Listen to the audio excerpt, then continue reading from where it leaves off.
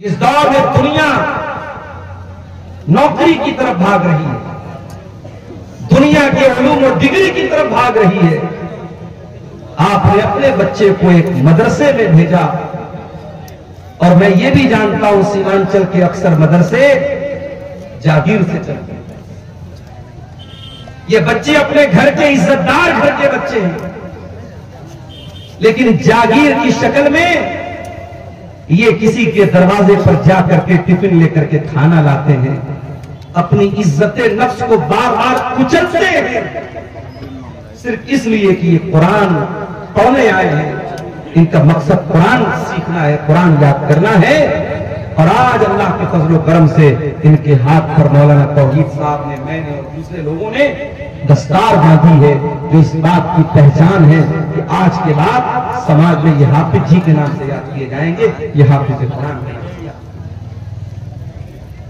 मैं अपने इन बच्चों से बात कहना चाहता हूं, इसी समाज में हमने ऐसे भी बच्चों को देखा है जो कुरान के हाफिज तो बन गए, लेकिन कुछ दिनों के बाद गलत संगत में पड़ गए, गलत रास्ते पे चले गए। कुरान जितना याद था वो भुला भी दिया, और उनके कैरेक्टर और उनके किरदार से कहीं से भी ये प्रतीत नहीं होता, ये नहीं झलकता, ये नजर नहीं आता कि कुरान के बाद। अय मदरसा दारुल कुरान से हिफ्ज करने वाले मेरे प्यारे बच्चों, तुम समाज में जब अपने नाम के साथ हाफिज का टाइटल लेकर के जा रहे हो, उस टाइटल की हिफाजत करना। दुनिया तुम्हारी हरकतों को देखने के बाद जस्टिफाई करेगी, तय करेगी कि हाफिज लोग कैसे होते हैं। मार्केट से तुम गुजरोगे, तुम्हारे सामने बहुत सारे गलत मनाज़िर भी आएंगे, गंदी चीजें भी तुम्हारे सामने ऑफर की जाएंगी, देखने को तुम्हें उकसाया जाएगा, तुम्हें आकर्षित किया जाएगा। लेकिन तुम्हारे सीने में अल्लाह का कुरान है, इस कुरान की कदर करते रहना, और उन नामुनासिब चीजों से, उन गंदी चीजों से, उन वल्गर चीजों से हमेशा अपने आप को बचा के रखना, और इस कुरान की हिफाजत करते रहना। इसलिए कि अल्लाह के प्यारे नबी क्या फरमाते हैं, ताहदू हाज़ल कुरान, इस कुरान को अच्छी तरीके से याद रखो। व इन्नहु अशद्दु तफल्लुतम मिनल इबिल फी उकुलिहा, जिस तरीके से ऊंट को अगर किसी खूंटे में बांध दिया जाए तो ऊंट जिस तरीके से भागने की कोशिश करता है, कुरान करीम भी आपके सीने से निकलने की कोशिश करेगा। इस कुरान को बांध के रखना, इस कुरान को महफूज करके रखना, कुरान को अपने दिल से, दिमाग से निकलने मत दो। मेरे अजीजों, बात निकली है कुरान, तो एक बात मैं आपको और बताना चाहता हूं। अल्लाह ताला ने दुनिया में बहुत सारे नबियों को भेजा, और बहुत सारे नबियों को अल्लाह ताला ने बहुत सारी किताबें दिया था। 4 किताबों का नाम तो हम बहुत फेमस है, मशहूर है, जानते हैं। दाऊद अलैहिस्सलाम को ज़बूर मिली थी, मूसा अलैहिस्सलाम को तौरात मिली थी, ईसा अलैहिस्सलाम को इंजील मिली थी, हमारे नबी को कुरान, ये तो हम जानते हैं। बहुत सारी किताबों का नाम भी हमें नहीं मालूम, लेकिन ये बात याद रखो, जिस तरीके से अल्लाह का आखिरी नबी खातमुन नबिय्यीन है, अब आपके बाद दुनिया में कोई नबी आने वाला नहीं, कोई रसूल आने वाला नहीं है। उसी तरीके से कुरान अल्लाह की आखिरी किताब है। अब कुरान के बाद कोई दूसरी किताब दुनिया में आने वाली नहीं है। कुरान ने पिछली तमाम किताबों को मंसूख कर दिया, कैंसिल कर दिया। अब कानून चलेगा तो कुरान का चलेगा। अब अगर माना जाएगा किसी किताब के कानून को, अगर कोई किताब बुक ऑफ लॉ है, अगर कोई किताब कानून की किताब है, तो वो कुरान मजीद है। और इसीलिए अल्लाह ताला ने कुरान को उतारा तो कौन से फरिश्ते के जरिए उतारा, फरमाया नज़ला बिही रूहुल अमीन, इस कुरान को लेकर के जिब्रील अमीन आए हैं। फरिश्तों के सरदार आए। तमाम फरिश्तों में सबसे आला, सबसे आजम, सबसे बेहतरीन फरिश्ते हजरत जिब्रील इस कुरान को लाए। कुरान जिस हस्ती के ऊपर उतारा गया, उस हस्ती के बारे में अल्लाह कुरान में कहता है, वमा अरसलनाका इल्ला रहमतल लिल आलमीन। ऐ नबी, हमने आपको सारी कायनात के लिए रहमत बना करके भेजा। कुरान को उतारने वाला कौन? रब्बुल आलमीन। कुरान को लेकर के आने वाला फरिश्ता कौन? रूहुल अमीन। और कुरान जिस हस्ती पर उतरा, उस हस्ती, वो हस्ती कौन?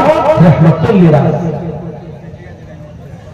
कुरान जिस महीने में नाजिल हुआ, वो महीना भी सारे महीनों में सबसे ज्यादा बरकत वाला। ये मेरी ही तकरीर के दौरान माइक को जो है गड़बड़ होना, बार बार ये छोड़ रहा है, पकड़ रहा है। कहाँ है भैया माइक वाले? पैसा वैसा नहीं मिलेगा, बेफिक्र रहिए आप। शहर रमज़ान अल्लज़ी उन्ज़िला फ़ीहिल कुरान। कुरान करीम कौन से महीने में उतरा? रमज़ान में। सारे महीनों में सबसे ज्यादा बरकत वाला महीना रमज़ान। आज एक साहब मसला पूछने लगे। 15-16 साल पहले, 15-16 साल पहले किसी आदमी ने रमजान के रोजे की हालत में अपनी बीवी के साथ सोबत कर, गलती का एहसास हुआ। अब वो इंसान कफ्फारा अदा करना चाहता है। मेरे पास मसला आया, मौलवी साहब कफ्फारा क्या है? मैंने कहा 60 दिन कंटिन्यू रोजा रखना, एक दिन की भी गैपिंग नहीं। एक रोजा अगर आपने खराब किया तो आपको 60 रोजा रखना है कंटिन्यू। और अगर 60 रोजे की ताकत नहीं है तो 60 मिस्कीन को खाना है। ये रमजान के रोजे की अहमियत, और रमजान के रोजे में अगर कोई ये गलत काम कर देता है तो उसकी इतनी बड़ी सजा। तो कुरान उतरा है रमजान। फिर रमजान क्या, आखिरी अशरे की किसी एक रात में कुरान उतरा है। वो रात भी तमाम रातों में सबसे अफजल है।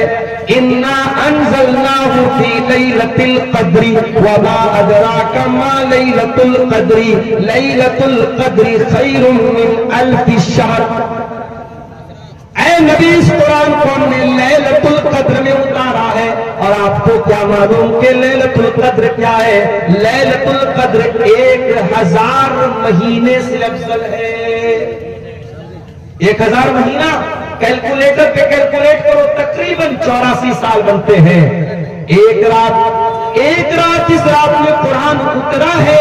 उस एक रात की फजीलत ये है कि वो एक रात अल्लाह ताला के यहाँ 84 साल से बेहतर है। ये है कुरान। हमने कुरान को बड़ी आसानी से हासिल कर लिया है। इस कुरान की कदर हमको नहीं मालूम है। ये कुरान बहुत बड़ी दौलत है अल्लाह ताला। ये कुरान अल्लाह ताला की बहुत बड़ी नेमत है मेरे भाइयों। ये कुरान हमें और आपको मिला है। इस कुरान की कदर करो, इस कुरान की वैल्यू को समझो, इस कुरान की कीमत को समझो। मान लीजिए हाई स्कूल और इंटर की परीक्षा देने वालों को हमारे यूपी में योगी जी टैबलेट दे रहे हैं। इंटर और बीए करने वालों को योगी जी टैबलेट दे रहे हैं। लैपटॉप दिया जा रहा है। उस टैबलेट को, उस लैपटॉप को एक स्टेट का मुख्यमंत्री दे रहा है तो उसकी बड़ी वैल्यू हो जाती है। अगर आपके मोबाइल पर मैसेज आ जाए, देश के प्राइम मिनिस्टर का मैसेज आ जाए, स्टेट के चीफ मिनिस्टर का मैसेज आ जाए और उसमें आपका नाम लिखा हो और आपको मुखातब किया गया हो, आप तो बाग हो जाएंगे। इतनी बड़ी हकीकत मेरे पास मैसेज आया। ओ लोगों, ये कुरान ने तो अल्लाह का मैसेज है।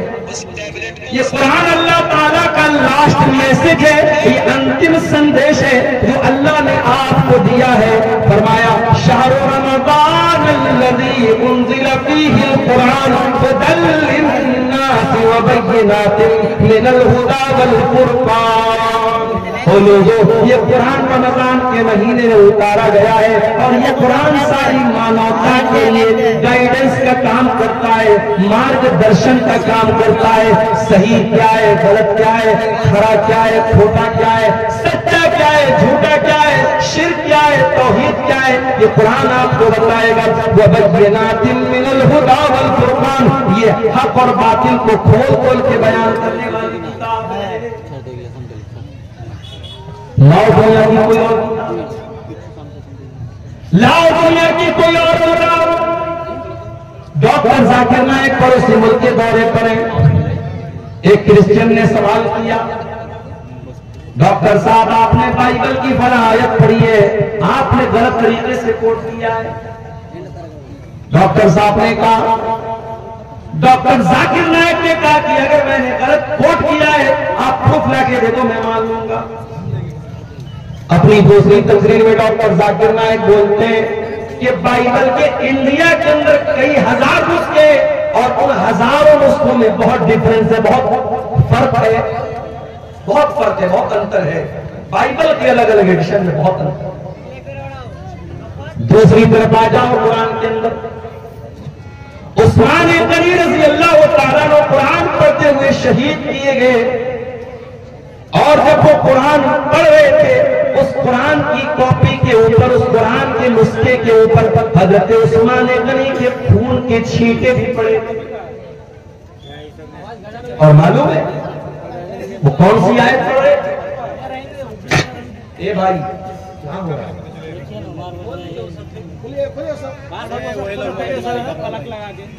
जो भी नहीं, जिसकी वजह से दूसरा निकाल सके, एकदम कोई मुरब्बत नहीं, निकाल सकते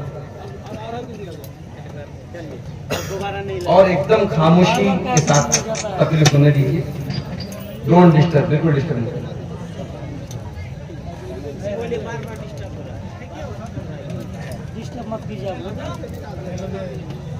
तो कुरान करीम,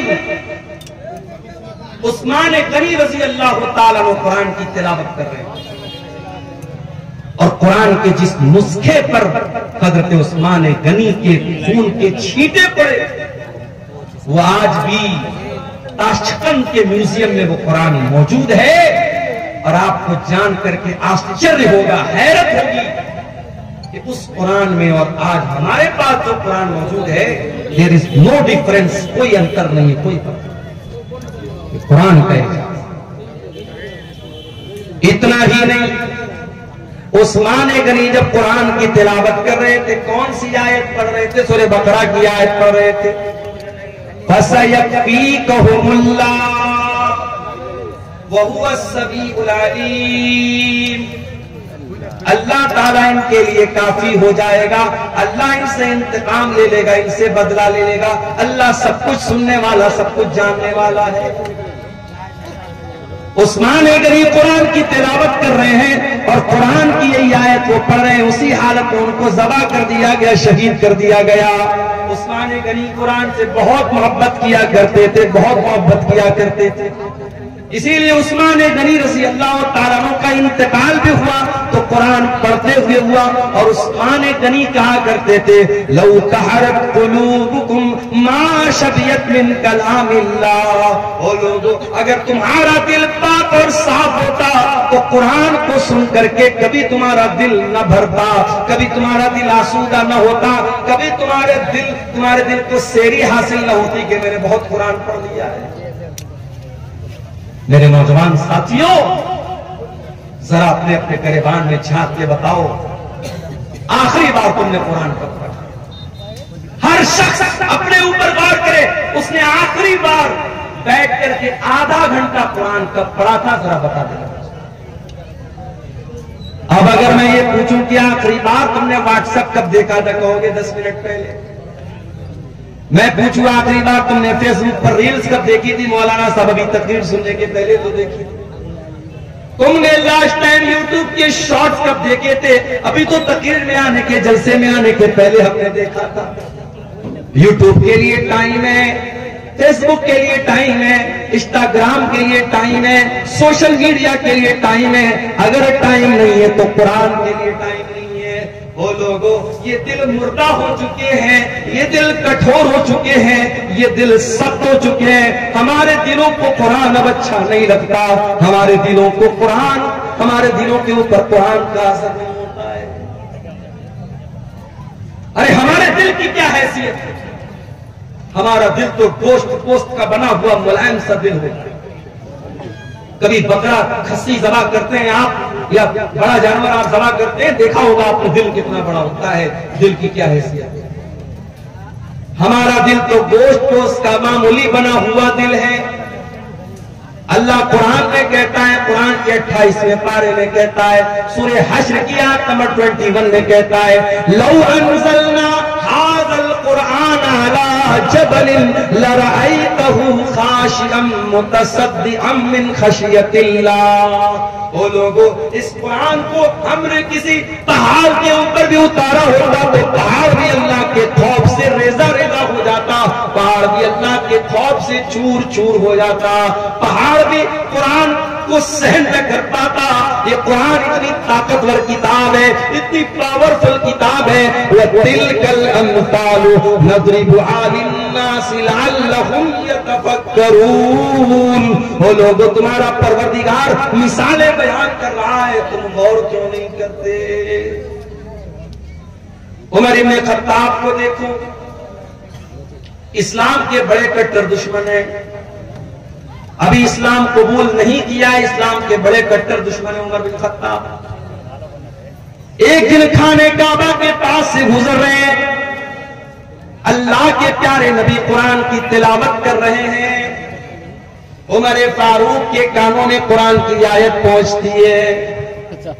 उमर फारूक के दिल में ख्याल आता है, इतनी अच्छी किताब है, इतना अच्छा कलाम है, ये जरूर किसी शायर की शायरी है, ये जरूर कोई पोएट्री है, कोई कविता है, कोई शायरी है।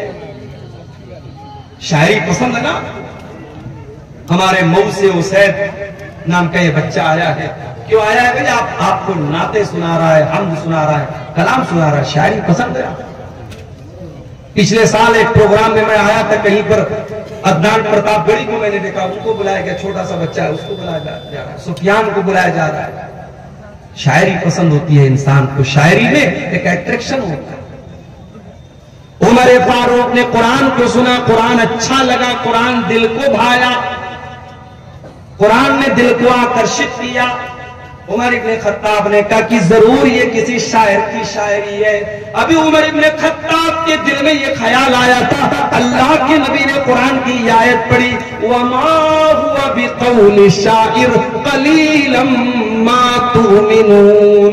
ओ लोगों, ये कुरान किसी शायर की शायरी नहीं है, ये कुरान कोई पोएट्री नहीं है, ये कुरान कोई कविता नहीं है। तुम लोग ईमान कम रखते हो, कुरान कोई शायरी नहीं है। जब ये ख्याल रिजेक्ट हो गया, हजरत उमर सोचने लगे कि अगर ये कुरान शायरी नहीं है तब इतना अच्छा क्यों लग रहा है?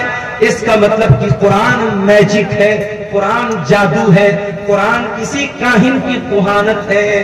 कुरान के जरिए मोहम्मद रसूलुल्लाह हमारे दिलों को अपनी तरफ माइल कर रहे हैं। अभी उमर इब्ने खत्ताब के दिल में यह ख्याल आया कि अल्लाह के नबी ने कुरान की अगली आयत पढ़ दी, वला बिक़ौलि काहिनिन क़लीलम मा तज़क्करून। वो लोगों, ये कुरान किसी जादूगर का जादू भी नहीं है, ये कुरान किसी काहिन की कुहानत भी नहीं है। तंज़ील मिन रब्बिल आलमीन, ये कुरान तो अल्लाह ताला ने नाजिल किया है, रब्बुल आलमीन ने नाजिल किया है। हजरत उमर के दिल पर चोट लगी, उनका दिल थोड़ा सा सॉफ्ट हुआ, मगर अभी इस्लाम उन्होंने कबूल नहीं किया। एक दिन बड़े गुस्से में तलवार लेकर के निकले, रास्ते में एक सहाबी मिले, हजरत नुआइम रज़ी अल्लाह ताला अन्हु। उन्होंने पूछा, उमर कहां जा रहे हो? कहा कि आज मैं तलवार लेकर के निकला हूं, आज मोहम्मद रसूलुल्लाह का मर्डर कर दूंगा, नऊजुबिल्लाह, आपकी हत्या कर दूंगा, इस्लाम का काम तमाम कर दूंगा। हजरत नुआइम दिल ही दिल में घबरा गए, जबान से उन्होंने जाहिर नहीं किया। वो जानते थे हजरत उमर बड़े मूडी आदमी हैं, उनके मूड में आ गया तो कुछ भी कर सकते हैं। कहा कि ऐ उमर, एक काम करो, पहले अपने घर जाओ, तुम्हारी बहन तुम्हारी बहन भी मुसलमान हो चुकी है, तुम्हारे बहनोई भी मुसलमान हो चुके हैं। तो अच्छा, मेरी बहन इस्लाम ले आए, मेरे बहनों इस्लाम ले आए, अभी चल के बताता हूं। वहां से रास्ता बदल दिया। हजरत उमर कहां पहुंचे? बहन के ससुराल पहुंचे, बहन के घर। अंदर बहन बहनोई कुरान की तिलावत कर रहे थे, कुरान पढ़ रहे थे। हजरत खब्बाब रजी अल्लाह तआला उनको कुरान पढ़ा रहे थे। हजरत उमर ने दरवाजा खटखटाया। बहनोई ने अंदर से पूछा कौन? कहा कि मैं उमर इब्ने खत्ताब। जल्दी से कुरान को छुपाया गया, दरवाजे को खोला गया। हजरत उमर ने कहा मुझे पता लगा है तूने इस्लाम को कबूल कर लिया है मेरी बहन, इतना गलत काम तुमने कैसे कर दिया? इतना कहने के बाद अपनी बहन को मारने लगे। बहनोई बचाने के लिए आए, बहनोई को नहीं मारने लगे। हजरत खब्बाब तो एक कोने में छुपे हुए थे। बहनोई भी लहूलुहान, बहन भी लहूलुहान। बहन ने कहा कि ऐ उमर, कान खोल करके सुन ले, जितना मारना है मार ले, जितना सितम करना है सितम कर ले। ऐ उमर, अब इस्लाम हमारे दिल के अंदर दाखिल हो चुका है, अब तू इस्लाम को हमारे दिल से नहीं निकाल सकता। हजरत उमर सोचने पर मजबूर हो गए कि वो बहन जो कल तक अपने भाई की आंखों से आंखें मिला करके भी बातें नहीं करती थी, आज कितने धड़ल्ले से मेरी बातों का जवाब दे रही है। इतनी हिम्मत मेरी बहन के अंदर कहां से पैदा हो गई? कहा अच्छा बहना, ये बता, वो जो तू कलाम पढ़ रही थी, कुरान पढ़ रही थी, क्या मैं भी पढ़ सकता हूं? कहा नहीं, तुम नहीं पढ़ सकते, तुम नापाक हो, जाओ पहले गुस्ल करके। हजरत उमर ने गुस्ल किया, पाक साफ होकर के आए, कुरान उनके सामने रख दिया गया और कुरान की सूरह ताहा की आयतें उन्होंने पढ़ी। ताहा मा अंज़लना अलैकल कुरआन लितशक़ा इल्ला तज़किरतन लिमन यख़शा। हजरत उमर पढ़ते चले जा रहे हैं, कुरान की आयतों को पढ़ते चले जा रहे हैं और उनके सीने में जो दिल था वो इस्लाम की तरफ माइल होता चला जा रहा है। जब तिलावत खत्म कर चुके, कहा कि ऐ मेरी बहना, ये अल्लाह का कलाम है, मैं भी इस पर ईमान लाना चाहता हूं, मैं भी इस्लाम कबूल करना चाहता हूं, मैं भी मुसलमान होना चाहता हूं। हजरत सईद बिन ज़ैद उनके बहनोई थे, उनको लेकर के दारे अरकम में पहुंचे, जहां अल्लाह के नबी अपने सहाबा को लेकर के छुपे रहते थे और इस्लाम की वहीं पर तबलीग करते थे। दारे अरकम में पहुंच करके हजरत उमर ने दरवाजा खटखटाया, अंदर से पूछा गया कौन? कहा कि मैं उमर बिन खत्ताब हूं। अंदर साहबे किराम कर गए कि अरे उमर आए, पता नहीं क्या इरादा लेते हैं। हजरत हमजा भी इस्लाम ला चुके थे, उन्होंने कहा कोई बात नहीं, आने दो, अच्छे मकसद के तहत आया है तो अच्छी बात है, बुरे मकसद के तहत आया है तो उसी की तलवार से उसको खत्म कर दूंगा, आने दो। दरवाजा खोला गया, हजरत उमर फारूक रज़ी अल्लाह तआला अन्हु अंदर आते हैं और अल्लाह के नबी के पास आकर के कहते हैं अशहदु अल्ला इलाहा इल्लल्लाह व अशहदु अन्नका रसूलुल्लाह। ऐ अल्लाह के नबी, मैं कोई दुश्मनी करने नहीं आया, मैं कोई मर्डर करने नहीं आया, मैं कोई हत्या करने नहीं आया, मैं अल्लाह की तौहीद का ऐलान करता हूं और मैं आपके रसूल होने का ऐलान करता हूं। अल्लाह के नबी ने अल्लाह का शुक्र अदा किया, क्योंकि आपने अल्लाह से दुआ की थी कि अल्लाह तू दो लोगों में से किसी एक को इस्लाम की तौफीक दे दे, चाहे उमर बिन हिशाम को, जिसको अबू जहल कहते हैं, उसको तू इस्लाम की तौफीक दे दे, चाहे तू उमर बिन खत्ताब को दे दे। अल्लाह को उमर बिन खत्ताब पसंद थे, अबू जहल पसंद नहीं था। अबू जहल को ईमान की दौलत नहीं मिली, हजरत उमर को मिल गई। अल्लाह के नबी ने अल्लाह का शुक्र अदा किया और मुसलमानों ने मिलकर के नारे तकबीर लगाया, इतने जोर से नारे तकबीर लगाया कि पूरी मकान की छत।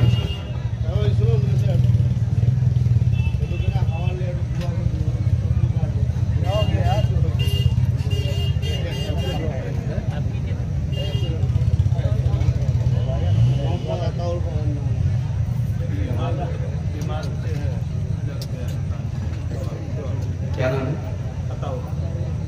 कोई मोहम्मद अताउर रहमान भाई है, बहुत बीमार है, तकलीफ में, उन्होंने मदरसे को 1000 का ताउन पेश किया है। अल्लाह उनका चंदा कबूल करे, उनकी बीमारी से उनको शिफा। तो कुरान करीम मेरे भाइयों, हजरत उमर फारूक के दिल को बदलने में कामयाब हो गया। वही कुरान हमारे पास मौजूद है। ये कुरान हमारे ऊपर क्यों असर नहीं डालता? नमाजों में कुरान पढ़ा जा रहा है, तरावी में कुरान पढ़ा जा रहा है, तकरीरों में कुरान पढ़ा जा रहा है, जुमा के खुतबों में कुरान पढ़ा जा रहा है, मगर दिल के ऊपर कोई असर नहीं हो रहा है। आओ मैं जवाब देता हूं। कुरान का पहला पारा खोलो, अल्लाह फरमाता है तुम कसत कुलूबुकुम मिन बादि ज़ालिका फहिया कल हिजारति औ अशद्दु कसवा। ऐ यहूदियों, तुमने इतने गुनाह किए, इतने अल्लाह को नाराज करने वाले काम किए कि तुम्हारे दिल कठोर हो गए, तुम्हारे दिल सख्त हो गए, इतने सख्त हो गए भैया कल ही जारती औ अशद्दु कसवा, तुम्हारे दिल पत्थरों के जैसे कठोर हो गए, पत्थरों से ज्यादा सख्त हो गए तुम्हारे दिल कठोर हो गए। इस दिल पर अब कुरान का कोई असर नहीं हो रहा है। इस कुरान को सुन करके डाकू लोग ईमान ले आते थे। फुज़ैल इब्न अयाज़ नाम के एक डाकू, जिसका काम लोगों के मकान की छतों पे जाकर के छापा मारना और डाका डालना है। फुज़ैल इब्न अयाज़ डाका डालने के लिए एक मकान की छत पे कूदता है। रात का सन्नाटा है, रात का टाइम है। फुज़ैल इब्न अयाज़ डाका डालने गया है, चोरी करने गया है, माल हड़पने गया है, और रात के सन्नाटे में कोई अल्लाह का बंदा कुरान की तिलावत कर रहा था और कुरान की आयत फुज़ैल इब्न अयाज़ के कानों में पड़ जाती है। अलम यानि लिल्लज़ीना आमनू अन तख्शा कुलूबुहुम लिज़िक्रिल्लाह, क्या ईमान वालों के लिए अभी वो समय नहीं आया, वो टाइम नहीं आया, वो वक्त नहीं आया जब ईमान वालों के दिल अल्लाह का कलाम सुन करके पिघल जाए। जब ये आयत सुनी फुज़ैल इब्न अयाज़, फौरन उसके दिल पर असर। डाकू है, चोर है, डाका डाल के अपना खर्चा चलाता है। कुरान की आयत सुनी, डायरेक्ट दिल पर असर। उसने कहा नहीं है अल्लाह, टाइम आ चुका है, टाइम आ चुका है अल्लाह, मैं तौबा करता हूं तेरी बारगाह में, आज के बाद चोरी नहीं करूंगा, आज के बाद डाका नहीं डालूंगा। और चश्मे पलक ने वो मंजर भी देखा। फुज़ैल इब्न अयाज़ ने इतनी सच्ची तौबा की, कल तक जो डाका डाला करता था, जो चोरी किया करता था, जो दूसरों की बहू बेटियों को गलत नजर से देखा करता था, आज अल्लाह का इतना नेक बंदा हो गया कि दिन रात 24 घंटे वो खाने काबा के पास रहने लगा, अल्लाह के घर में रहने लगा। इतना बड़ा आबिद, इतना बड़ा जाहिद बन गया, इतना बड़ा इबादत गुजार बन गया। कुरान तो वही है मेरे, दिल बदल गए हमारे, नीयतें बदल गई हमारी। कुरान के अंदर जो असर 1400 साल पहले था वो असर आज भी है। शर्त यह है कि हम अपने दिल को थोड़ा सॉफ्ट करें और कुरान को पढ़ने की कोशिश करें। सहाबे किराम ने इस कुरान को हासिल करने के लिए बड़ी कुर्बानी दी थी। एक सहाबी है जिनका नाम उमर बिन सलमा है। बुखारी की रिवायत आपको पढ़ के सुना रहा हूं। उमर बिन सलमा कहते हैं कि मैं ऐसी जगह रहता था, ऐसी लोकेशन पे रहता था कि जब अरब में कोई काफिला आता था, मक्के में कोई काफिला आता था, तो हमारे गांव के पास से, हमारे टाउन के पास से गुजरता था। रास्ते में मिड रास्ते में हमारा गांव पड़ता था, कस्बा पड़ता था। हजरत उमर बिन सलमा कहते हैं हमें मालूम हुआ कि मक्के में एक रसूल आए। हमने उस रसूल के बारे में लोगों से डिटेल पूछी, लोगों ने डिटेल बताई। मैंने पूछा वो नबी क्या पढ़ के सुनाते हैं, तो लोगों ने कुरान की आयतें पढ़ के सुनाई। उमर बिन सलमा की उम्र मात्र 6 साल है, 6 या 7 साल, 6 या 7 साल का बच्चा है। उसने उस काफिले के लोगों से कुरान की आयतों को सुन सुन करके याद कर लिया। अच्छा, ये भी अल्लाह की बड़ी अजीब कुदरत है। दुनिया की कोई और किताब 5-6 साल का बच्चा याद नहीं कर पाता। आपके बिहार के शेरशाबादी इलाके का रहने वाला बच्चा है, उसकी लैंग्वेज बंगला है, उसकी जबान हिंदी उर्दू है, वो तो जानता भी नहीं अरबी जबान। वो मदरसे में आता है, मौलवी साहब उसे नूरानी कायदा पढ़ाते हैं, नाजरा कुरान पढ़ाते हैं, हिफ्ज कराते हैं। कुछ बच्चे 6 महीने में, कुछ 1 साल में, कुछ 1.5 साल में, कुछ 2 साल में कुरान याद कर ले। हमारे दोस्त का बच्चा है मुंबई में, उसने 6 साल की उम्र में कुरान हिफ्ज कर लिया। ये कुरान की बरकत है मेरे पास। अल्लाह ने कुरान को आसान बनाया है याद करने के लिए। 6 साल का बच्चा भी कुरान को याद करेगा। इसीलिए अल्लाह कुरान में कहता है वलक़द यस्सरनल कुरान लिज़िक्रि फहल मिन मुद्दकिर। हमने इस कुरान को आसान बनाया है याद करने के लिए। है कोई कुरान को याद करने वाला? मैं तहदी से नेमत के तौर पे कह रहा हूं, अपनी बड़ाई के तौर पे नहीं कह रहा हूं। इसको तकब्बुर के तौर पे या बड़ाई के तौर पे मत लीजिएगा, तहदी से नेमत के तौर पे कह रहा हूं। लॉकडाउन लगा था, रमजान का महीना आया, मेरी वालिदा अल्लाह मग़फ़िरत फरमाए, उनकी जिंदगी का आखिरी रमजान था। मस्जिदें बंद थी, ताला लगा था मस्जिद में। रमजान के अंदर तरावी की नमाज घर में पढ़ने का मामला आया। मेरे घर में कोई हाफिज नहीं, मुझे सूरह बकरा याद थी। मैंने अपने माँ बाप से कहा कोई बात नहीं, मैं कोशिश करता हूं, थोड़ा थोड़ा याद करके पढ़ूंगा, तरावी घर में मैं पढ़ूंगा।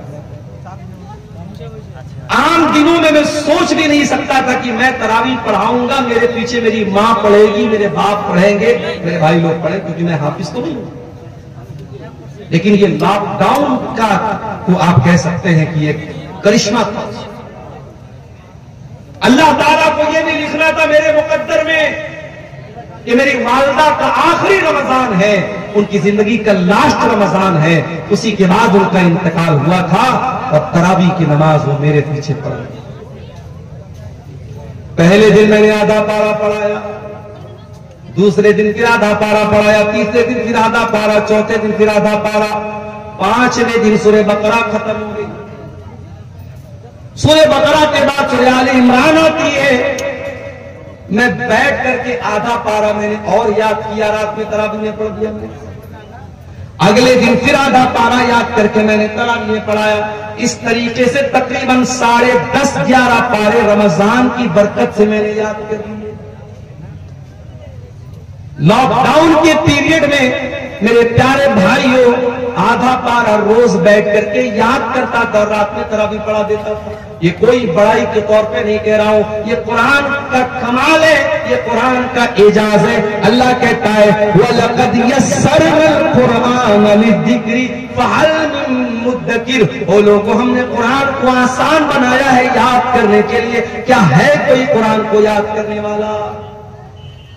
हजरत उमर बिन सलमा कहते हैं मैं 6 साल का बच्चा था और कुरान को पढ़ पढ़ के सुन करके मैंने जाना।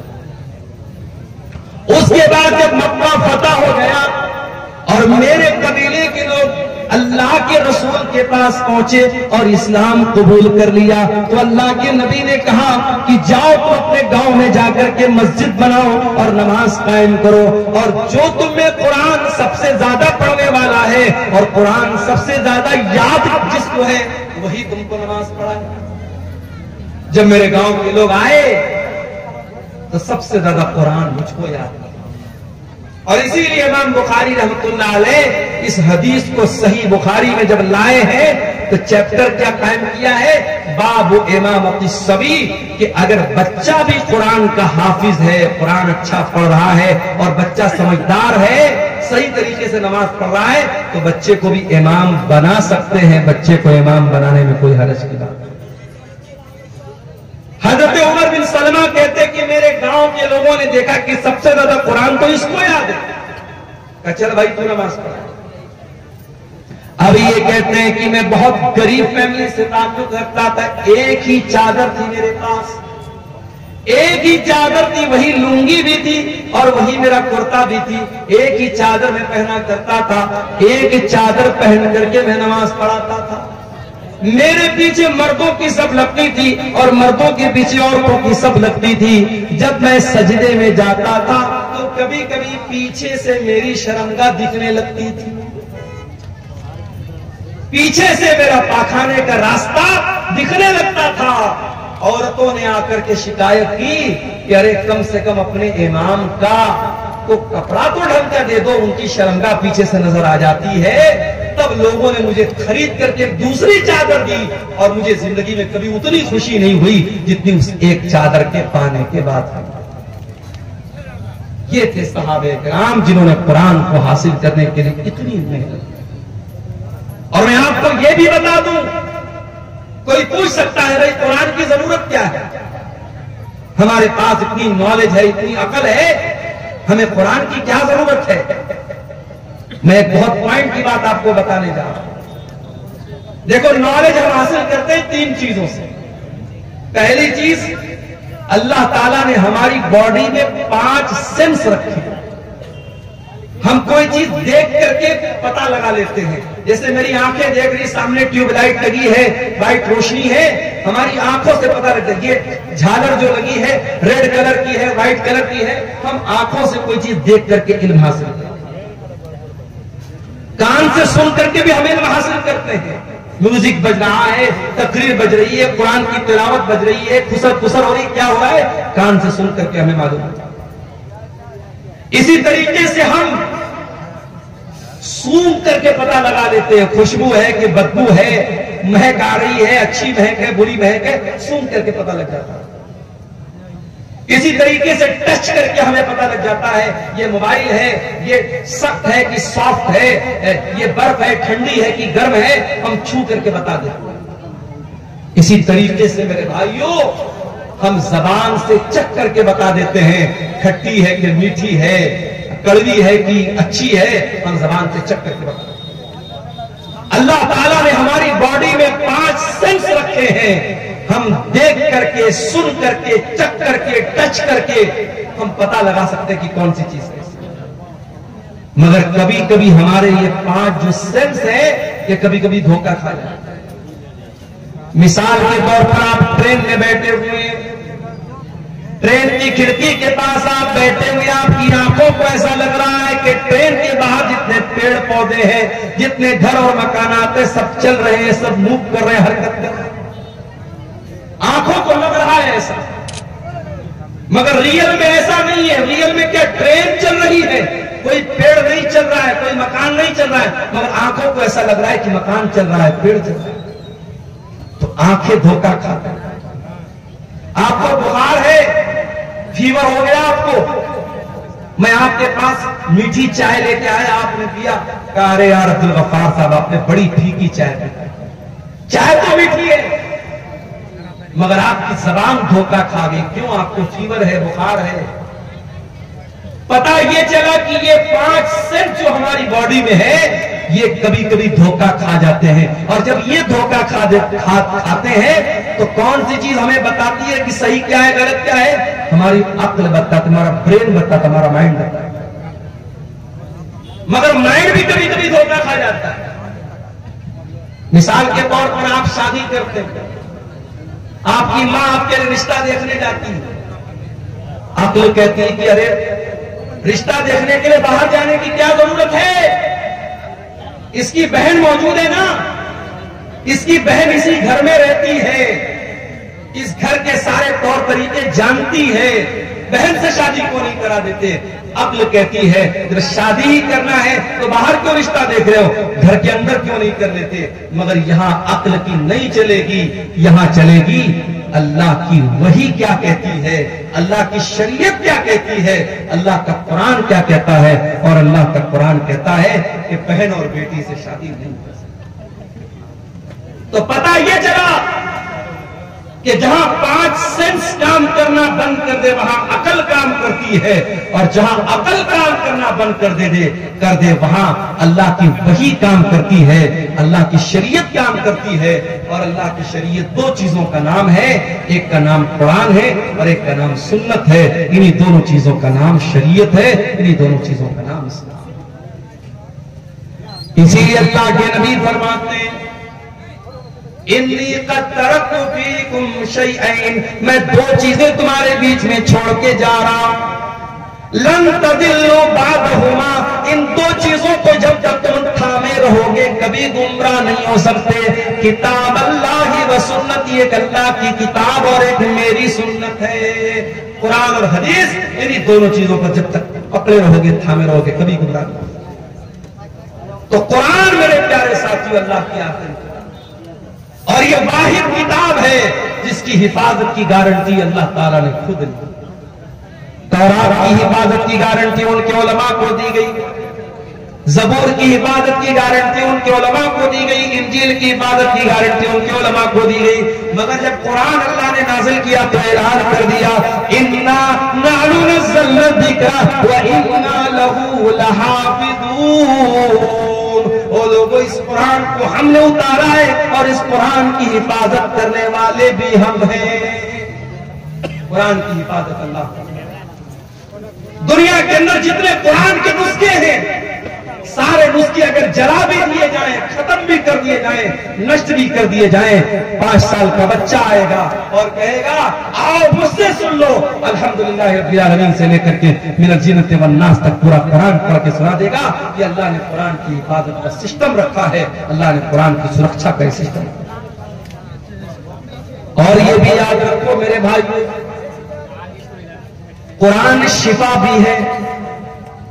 हमने ये समझा कुरान हमारे बुखार और जुकाम की दवा है। बच्चे को नजर लग गई, कुरान पढ़ के दम कर दिया। कोई बीमार हो गया, कुरान पढ़ के दम कर दिया। हमने कुरान को जिस्म की बीमारियों के लिए शिफा बना के रखा है।